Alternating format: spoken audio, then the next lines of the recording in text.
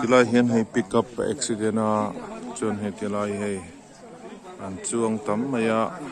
ke chuan pahnih vel chu thi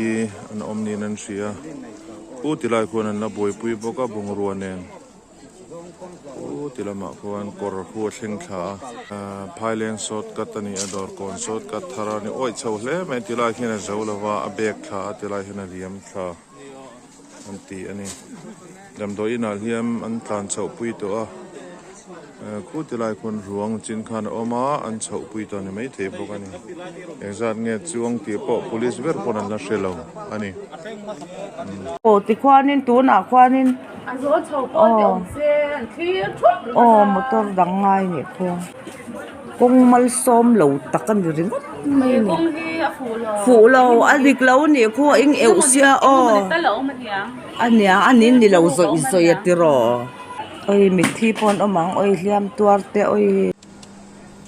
achunga kon om chiang lu ang tu ko kaun tum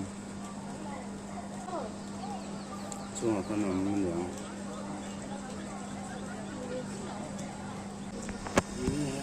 a chho lama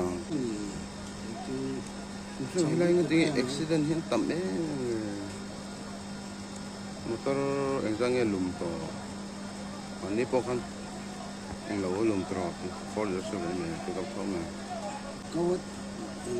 ko lai ne bok bung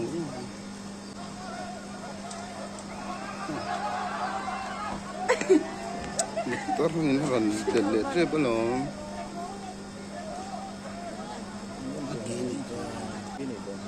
Again, go sit boxy.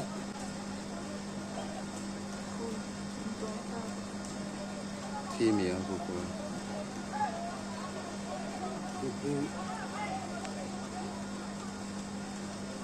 Anjan na ko. Adiyan na niya.